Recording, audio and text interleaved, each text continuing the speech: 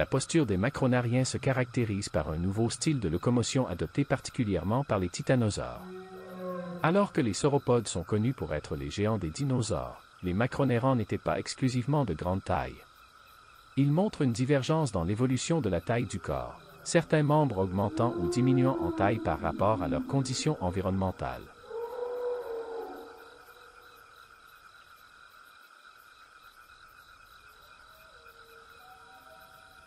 Camarasaurus présentait un profil crânien distinctif avec un museau émoussé et un crâne arqué remarquablement carré. Il voyageait probablement en troupeau, ou du moins en groupes familiaux. Il mangeait probablement des pierres pour l'aider à digérer le matériel végétal. Ces gastrolites aidaient ce dinosaure à broyer la végétation dans son estomac. Il gardait ces pierres dans son estomac jusqu'à ce qu'elles deviennent trop lisses pour être utiles, puis le dinosaure les régurgitait. Des œufs fossiles de Camarasaurus ont été trouvés alignés au sol, sans confection d'un nid soigneusement disposé comme chez certains autres dinosaures, ce qui suggère que, comme la plupart des sauropodes, le Camarasaurus ne s'occupait pas de ses petits.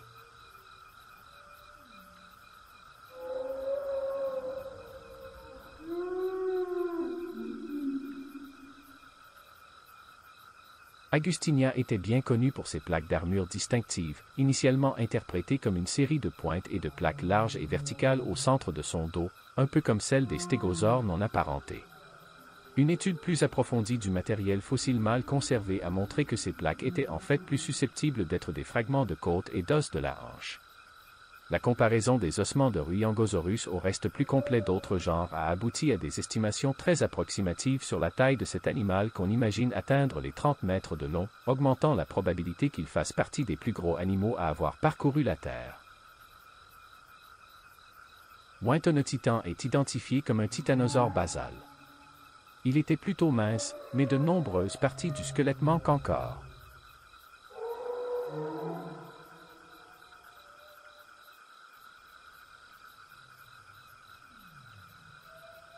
Contrairement à la plupart des autres sauropodes, Euelopus avait des pattes antérieures plus longues que les pattes postérieures. Cette découverte était importante sur le plan paléontologique car elle représentait le premier dinosaure scientifiquement étudié en Chine et possède un crâne relativement complet pour un sauropode. Erketu était un sauropode avec le cou le plus long par rapport à sa taille complète de l'animal. C'est le résultat de l'allongement considérable des vertèbres individuelles. On ne sait pas si le nombre de vertèbres cervicales a augmenté. Il est également diagnostiqué par des épines neurales cervicales antérieures bifurquées, un autre trait inhabituel pour un titanosauriforme. Les vertèbres de la queue de Tambatitani ont déjà fait sensation parmi les paléontologues parce que les épines neurales des vertèbres se courbent pour faire face vers l'avant. La raison pour laquelle elles se courbent dans cette position n'est pas encore entièrement connue, mais la forme inhabituelle de ces vertèbres ont peut-être permis une musculature lui permettant de bouger la queue différemment.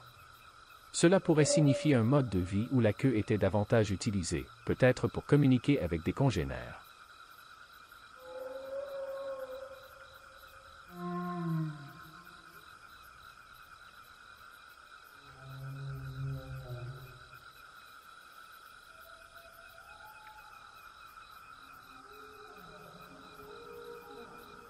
Le brachiosaure n'était pas de se redresser en prenant appui sur ses pattes arrière. Il a été utilisé comme exemple de dinosaure très probablement ectotherme en raison de sa grande taille et du besoin de nourriture important qu'il lui aurait fallu pour survivre, mais des recherches plus récentes suggèrent qu'il était à sang chaud. C'est un dinosaure très emblématique, avec sa tête très haute au-dessus du cœur.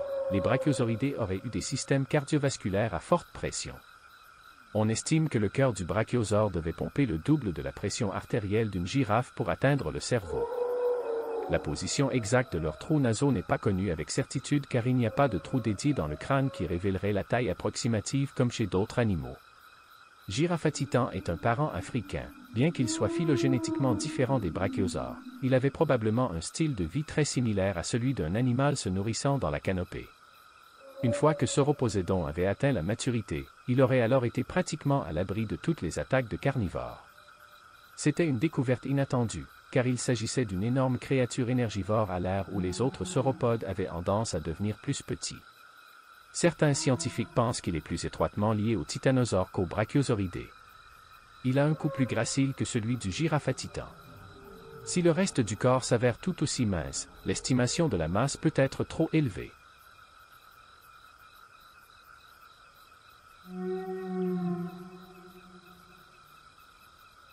La petite taille d'Europasaurus a été interprétée comme un cas de nanisme insulaire, un événement où les animaux deviennent plus petits pour ne pas épuiser les quantités réduites de nourriture présentes sur les écosystèmes insulaires isolés.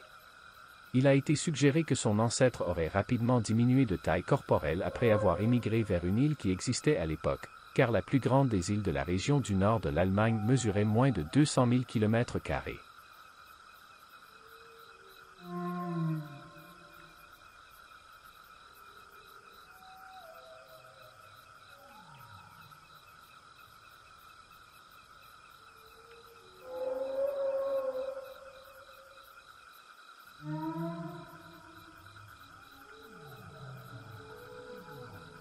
Les fossiles de Breuatkiosaurus sont très friables en raison de la saison des moussons combinée aux tempêtes de sable et au sol argileux de la formation de Kalmedu dans laquelle il se trouve.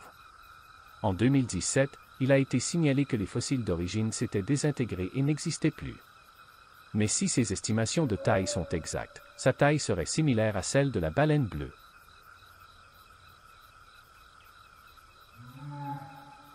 On estime que l'œuf typique d'un Argentinosaurus avait à peu près la taille d'un ballon de plage. Cela signifie que les petits de ces dinosaures devaient grandir 25 000 fois leur taille d'origine avant d'atteindre l'âge adulte. On estime qu'il leur faudrait environ 15 ans pour atteindre cette taille. Bien que ce dinosaure soit actuellement répertorié comme l'un des plus grands animaux terrestres de cette planète, même si ce titre risque constamment d'être renversé suivant les découvertes.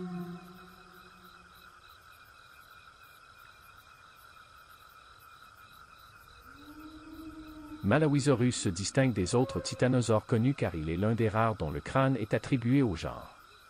Cela aide à reconstituer une idée plus étendue des formes de crâne que pouvaient avoir les titanosauridés, en particulier dans les genres dont nous avons retrouvé aucun crâne. À la fin du Crétacé, Madagascar était déjà une île, son climat était semi-aride, avec une saisonnalité prononcée des températures et des précipitations. De nombreux animaux préhistoriques habitaient une plaine inondable côtière coupée par de nombreux canaux fluviaux sablonneux. Raptosaurus parcouraient peut-être des environnements côtiers comme les vasières. Les juvéniles étaient capables de survivre avec peu, voire pas de soins parentaux. Comme tous les sauropodes, Saltasaurus était herbivore. En raison de sa croupe en forme de tonneau, similaire à celle des hippopotames, les scientifiques ont suggéré qu'il s'agissait d'un amphibien. Malgré sa petite taille, il ne pouvait pas soulever plus d'une patte en même temps comme les autres sauropodes, ce qui signifie qu'il ne pouvait pas courir. Ses membres postérieurs devaient être maintenus droits lors de la gestion de charge durant la locomotion. Powell a supposé que les individus adultes étaient protégés contre les prédateurs par leurs nombreux ostéodermes dorsaux, tandis que les juvéniles étaient protégés par le troupeau dans son ensemble. Magyarosaurus est considéré comme le plus petit titanosaure, et est un autre exemple de nanisme insulaire. Bien que certains aient suggéré que les spécimens de Magyarosaurus ne soient que des juvéniles d'espèces plus grandes, des études ultérieures ont prouvé qu'ils sont bien des adultes et à la limite supérieure de leur taille potentielle maximale.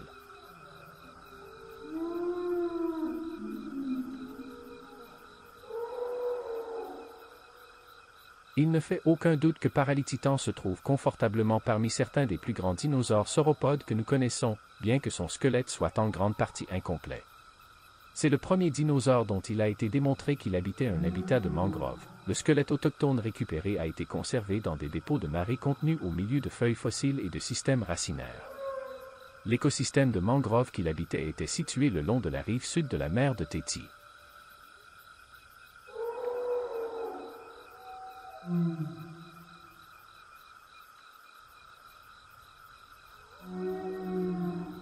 Diamantinosaurus était relativement petit pour un titanosaure. Certains de ses parents sont connus pour posséder des ostéodermes en armure bien qu'on ne sache pas si Diamantinosaurus en avait. Il a été trouvé dans une couche d'argile entre des couches de grès, interprété comme un dépôt de lac. Il vivait aux côtés d'une faune diversifiée dans la formation supérieure de Winton, qui comprenait son proche parent Savanasaurus. Le sacrum et le complexe fusionné ischio-pubis de ce dernier dinosaure mesurent tous deux plus d'1 mètre de large à leurs points les plus étroits, faisant de Savanasaurus un titanosaure au corps exceptionnellement large.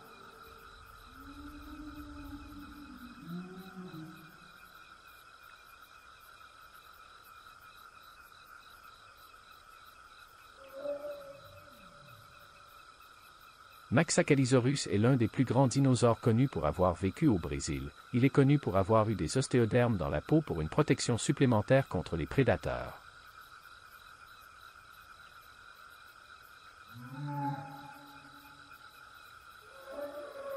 Les paléontologues ont fait une avancée importante en identifiant la place exacte de Phytaluncosaurus sur l'arbre généalogique des titanosaures. En 2008, des chercheurs d'Amérique du Sud ont proposé un nouveau clade appelé l'Onchosauria, qui comprend à la fois Phytaluncosaurus et le Dreadnoughtus, qui est encore plus gigantesque. Ce dernier dinosaure pourrait être le deuxième plus gros dinosaure derrière l'Argentinosaurus. Lorsque les scientifiques ont découvert le premier spécimen, ils ont découvert qu'il avait conservé plus de 70% de ses os. On pense que ce dinosaure a été si bien conservé à cause de la façon dont il est mort. Il semble être mort subitement lors d'une inondation et la montée rapide des sédiments a contribué à sa préservation. Fukuititan semble avoir été assez petit en termes de taille globale et peut être le reflet de la vie sur une masse terrestre plus petite. Puertasaurus de son vivant était un très gros animal, la formation Cerro Fortaleza où il vivait était un paysage humide et boisé. Sa taille est difficile à estimer en raison de la rareté de ses vestiges, mais les estimations actuelles la situent à environ 30 mètres de long. L'Alamosaurus a été récupéré à seulement quelques mètres sous la limite Crétacé-Paléogène au Texas, ce qui en fait l'une des dernières espèces de dinosaures non aviaires survivantes. Son apparition peut avoir représenté un événement d'immigration en provenance d'Amérique du Sud. Il apparaît et s'impose très brutalement dans son environnement, ce qui pourrait conforter l'idée qu'il est né à la suite d'un événement d'immigration. Amplosaurus semble avoir grandi d'une manière similaire à des sauropodes plus basaux. Mais passé un certain stade de son développement, le matériau microscopique de l'os est devenu très différent des sauropodes plus basaux. Il se développait plus lentement une fois que la microstructure osseuse devenait unique parmi les sauropodes. Les comparaisons entre les anneaux scléraux du Nemectosaurus et ceux des oiseaux et des reptiles modernes suggèrent qu'il peut avoir été catéméral, actif tout au long de la journée à de courts intervalles.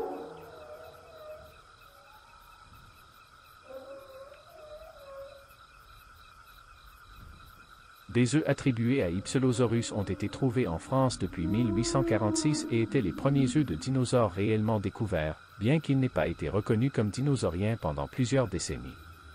Ces œufs sont exceptionnellement gros, mesurant environ 30 cm de diamètre. Uticosaurus était probablement similaire à Titanosaurus, mais la plupart des chercheurs ont conclu qu'il ne peut pas être distingué des autres titanosaures et est donc un nomen dubium, c'est-à-dire un genre inclassable pour le moment.